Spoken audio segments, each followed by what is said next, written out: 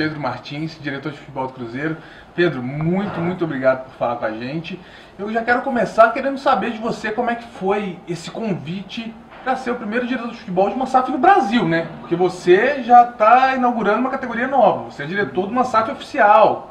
Olá, é um prazer poder conversar, trocar ideias e falar sobre esse novo momento do Cruzeiro, né? Sempre fico muito feliz em trocar ideias e aos poucos ir abrindo e falar sobre o que a gente está desenvolvendo aqui dentro. Ainda é muito cedo, né? Pelo tamanho do que a gente está pensando, mas já aconteceu tanta coisa que já dá para a gente falar muito sobre essa nova proposta. Eu recebi o convite com muita alegria, né? Quando o Paulo André fez o contato inicial e depois eu fui conversar aí com toda a equipe do Ronaldo para participar inicialmente de um processo de seleção. Gostei muito da forma como foi conduzido, do pensamento, né, de fortalecer a instituição e fazer com que todos fiquem a serviço de um projeto desportivo. E isso me deu a segurança para dar um passo. Eu estava na Federação Paulista de Futebol, estava muito feliz, inclusive, mas me deu a segurança de dar esse passo e ver que o que estava sendo pensado para o Cruzeiro era muito grande. Então, deu certo, que bom que acabamos dando esse passo. E hoje eu posso te dizer que a troca de ideias e a forma com que a gente vem conduzindo o futebol do Cruzeiro é de altíssimo nível. Fico muito contente de ter pessoas muito competentes ao meu lado para poder conduzir esse projeto. E você, com certeza, já de cara recebeu essa missão a curto prazo, que é tentar fazer o Cruzeiro subir, né? O acesso é o principal objetivo. Mas o que o projeto te chamou atenção, por exemplo, a médio e longo prazo? O que brilhou seus olhos, igual você falou? Você estava bem estabelecido na federação. E aí você vem para um clube que está numa pressão grande, que tem que buscar esse acesso, mas que também tem que pensar, né? O Ronaldo e a gestão dele, eles têm que pensar no médio e longo prazo. O que esse projeto te atraiu tanto? Eu acredito que a reconstrução de um gigante, né? O Cruzeiro, ele já tem uma imensa torcida, já é um clube que por natureza ele pensa grande, né? E o grande objetivo era construir os meios para que isso pudesse acontecer novamente. Então toda a história de títulos do Cruzeiro, ela fala por si só. O nosso grande objetivo era criar os meios, as ferramentas para que o clube se restabelecesse financeiramente e tivesse um norte desportivo. Nosso grande objetivo aqui é fazer com que o clube gaste o que é possível, mas também comece a pensar no desenvolvimento de uma categoria de base cada vez mais competente, que o clube retome esse seu histórico de formar atletas de alto nível, né? E ao mesmo tempo tomar decisões que sejam racionais, pensando na instituição. Todos nós aqui temos uma visão de futebol, né? O diretor de futebol tem uma, o treinador tem uma, todas as outras pessoas que compõem o departamento de futebol também pensam nisso. O nosso grande objetivo é colocar todo mundo numa sala e entender o que a gente quer para o Cruzeiro, né? E isso faz com que o clube esteja forte no curtíssimo prazo, que a gente já tem uma grande meta aí, que é o acesso, mas também pensando aí em grandes conquistas, em recuperar o cenário nacional e internacional, né? E fazer com que o clube cresça cada vez mais dentro dessa visão. Porque essa visão ela acaba fazendo com que o clube não dependa tanto das pessoas. Uma hora eu vou sair, uma hora o Pesolano vai sair, as pessoas saem e a instituição permanece. E quando outras pessoas sentarem na cadeira que eu estou hoje, a minha felicidade vai ser ver um clube forte, estruturado, com objetivos bem estabelecidos e com processos bem estabelecidos. Essa é a grande meta e é o que brilha nos meus olhos. Eu acredito que todos aqui estamos de passagem e que o Cruzeiro é maior que todo mundo. Você falou recentemente, até essa questão da filosofia, que o Cruzeiro está ainda nesse processo de transição, né? Da aquisição. Vocês montaram um grupo muito focado nisso. Como é que está? Em que pé que está atualmente esse processo de transição? Vocês já estão com autonomia? Vocês já estão conseguindo aplicar essas filosofias ainda, mesmo que o Ronaldo não tenha assinado o contrato efetivamente, mesmo que todo esse conjunto de pessoas não esteja devidamente formado? Todo o processo de transição, quando você fala de uma aquisição de uma empresa, vamos tirar um pouco o cenário do futebol, né? Ele leva seu tempo, né? E esse tempo é justamente quando você senta na mesa com a antiga gestão e com a nova gestão e estabelece a forma de trabalho durante esse período. Hoje a gente está muito contente com a condução que está sendo feita junto com a equipe da associação. Né? A gente tem a Álvares Marçal, que é a empresa que hoje está conduzindo toda a conversa entre associação e SAF também. O debate é de altíssimo nível. É óbvio que a partir do momento em que não se tem mais o processo de transição, o foco vai ser completamente na evolução do Cruzeiro como SAF. Né? Isso é natural. Mas hoje a gente já vem conduzindo muito bem algumas tomadas de decisão dentro do futebol, sempre mantendo a associação atualizada de tudo que está acontecendo. Né? Mas é natural que com o tempo a gente consiga implementar a forma de pensar que foi estabelecida lá atrás quando o Ronaldo quis comprar o clube.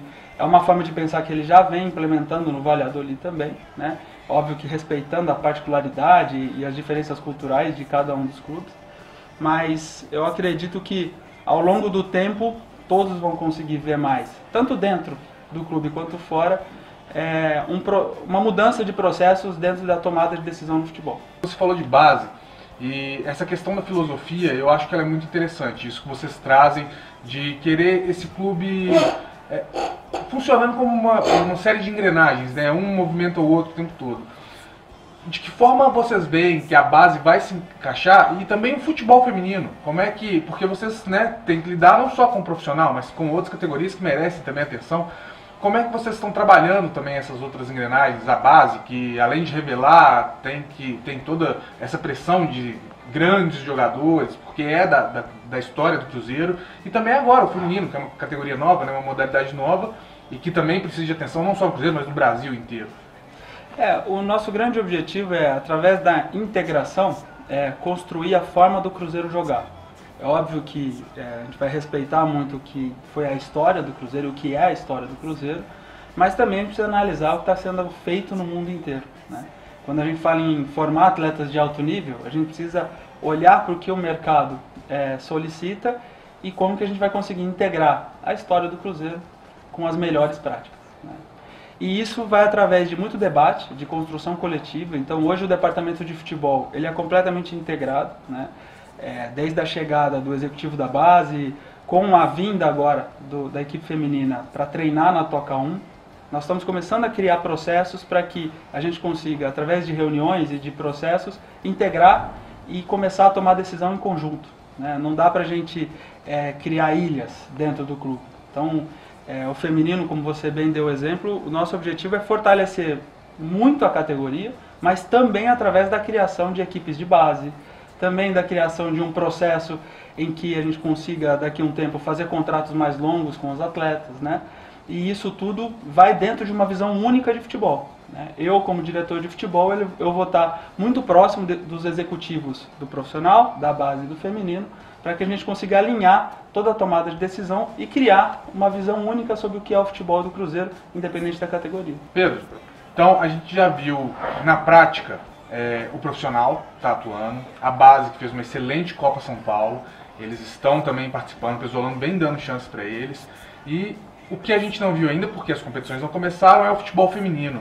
Como é que está essa questão, especificamente das meninas? Elas não têm uma Supercopa para disputar, elas estão treinando na Toca 1, se eu não me engano, né? Como é que está essa situação do futebol feminino?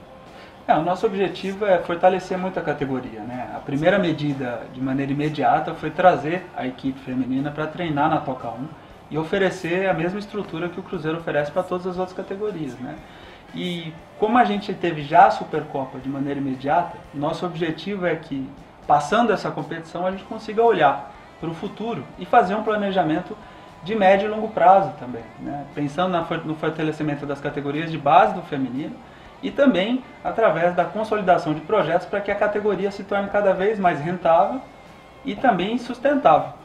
Esse é o nosso grande objetivo. Eu não tenho dúvida que daqui a um tempo o Cruzeiro vai ter uma grande equipe feminina, cada vez mais forte e cada vez mais competitiva. Recentemente, inclusive, elas tiveram essa diferenciação no contrato, né? Foi até publicado no BID, que parece que o vínculo com elas agora é amador. Como é que está sendo esse processo de contrato, se isso vai se profissionalizar, se isso foi uma decisão só momentânea, como é que está sendo feito isso? Dentro do processo de transição, né, dos contratos da associação para a SAF, como já tinha uma competição para ser disputada agora, A saída que a gente encontrou, inclusive para viabilizar financeiramente, foi a transformação de alguns contratos em contratos amadores, para que depois da competição a gente consiga sentar e fazer um planejamento de elenco aí, não só para essa temporada, como para as próximas que aí estão vindo. Você falou de integração, já existe algum, que seja uma promessa, ou que seja alguma conversa, por exemplo, para que o Cruzeiro e o Valladolid, por exemplo, que agora são meio que co-irmãos, eles façam essa integração entre atletas, às vezes um jogador do Valladolid seja emprestado, às vezes o Cruzeiro faça uma negociação com o Valladolid de forma mais fácil, existe alguma conversa sobre isso? O objetivo é criar essa relação entre os dois clubes, né? Não só através da integração e da troca de atletas, mas também através da ida de profissionais e da vinda de profissionais do Valladolid. Como ainda está tudo muito cedo, muito novo, né? A gente tem um mês aí de trabalho, o objetivo é fazer com que esses processos estejam maduros. Então, nós como clube aqui, Cruzeiro, a gente precisa evoluir, não só na forma de pensar, mas também na forma de executar, para que aí daqui a um tempo a gente consiga fazer essa integração e troca de informação, troca de know-how com o Valladolid. Agora, você trouxe uma informação, né, já é público, todo mundo já publicou, você estava na federação. Você já foi questionado isso e eu vou voltar nessa questão porque a gente teve problemas recentemente. Como é que está a relação, e isso você pode falar tanto por você quanto pelo clube, do Cruzeiro com a Federação Mineira? Enfim, com o Atlético, com o América, se existe alguma unidade, se existe alguma conversa entre clubes, ou se o contato com a federação melhorou, porque o Cruzeiro teve recentemente problemas, né, até essa questão de horário e tudo mais. Como é que está essa relação de vocês, de forma geral, com a Federação Mineira? Existe o lado pessoal que eu já conheço, né, conheço bastante as pessoas da Federação Mineira, até pelo fato de eu estar na Federação Paulista, né. O nosso objetivo aí é fazer cada vez mais uma relação próxima, né, fazer com que o Cruzeiro participe das decisões da Federação Mineira, também para fortalecer não só a competição, mas também fortalecer o futebol mineiro como um todo. A receptividade do Adriano, de toda a equipe de trabalho dele, tem sido ótima, né, assim, a troca de ideias e a comunicação tem sido constante, e também existe a diretriz da equipe do Ronaldo, né, de todo o clube, para que a gente consiga fortalecer o futebol brasileiro como um todo. E eu não consigo ver isso sem as federações, né? Então, é necessário e fundamental que, através da união, a gente consiga evoluir, né, e não através da divisão. Recentemente a gente teve uma especulação que surgiu, na verdade foi até uma informação que veio do Rio de Janeiro, que o Cruzeiro sondou o volante Bruno Gomes, ele está em litígio com o Vasco. O que tem de verdade nessa história? O que eu posso falar é sobre o perfil de jogadores que o Cruzeiro vai buscar, né? E não só buscar, mas também manter dentro do clube, né? O clube vem procurando construir uma equipe extremamente agressiva, que faça com que através de um futebol ofensivo a gente consiga resultados importantes, e para isso a gente vai precisar de um perfil específico de jogador, né? E além do perfil e da característica dentro do campo, a gente também busca um atleta que fora do campo entenda as suas responsabilidades e entenda o que é vestir a camisa do Cruzeiro. Dentro de todas essas características, hoje a gente tem uma equipe de análise de mercado que vem fazendo estudos e pesquisas diversas, e aí vamos sentando na mesa com o Pesolano e com toda a comissão para tomar a melhor decisão. Agora, falar sobre sondagem e especulação, você vai trazer uma, daqui a pouco vai aparecer outra, e aí a entrevista não acaba nunca, mas o objetivo é que a gente está olhando para a composição de um elenco que pense no curto prazo, mas também no longo prazo, quando a gente fala aí de revelação de jovens talentos e de, por que não, vendas futuras. Então, é difícil arrancar o nome do homem aqui, não vai falar não. Agora, sobre as saídas, o Cruzeiro começou o ano com muitas pendências a se resolver e essas pendências quase acabaram. Eu acho que hoje, se eu não me engano, dos que têm contrato com o Cruzeiro e que ou não foram emprestados ou não rescindiram, tem o Henrique, que é um grande ídolo da torcida, né? Apesar de vir há muito tempo sem jogar por conta de uma lesão, e se eu não me engano o Matheus Neres também é um volante. Como é que estão essas poucas pendências a resolver? Todos esses casos onde a avaliação foi que os contratos não seriam passados para a SAF, ter uma equipe jurídica cuidando e conversando com os agentes e advogados dos atletas para que a gente consiga fazer uma rescisão que seja bom para todos, né? Respeitando aí muito também a história e tudo que foi construído, no caso do Henrique, né? Que é um atleta que tem um histórico muito positivo e uma relação muito positiva com a torcida. Então o nosso objetivo é sempre preservar o que foi feito pelo atleta, mas também olhando para frente e vendo o que é possível no âmbito financeiro levar para a SAF.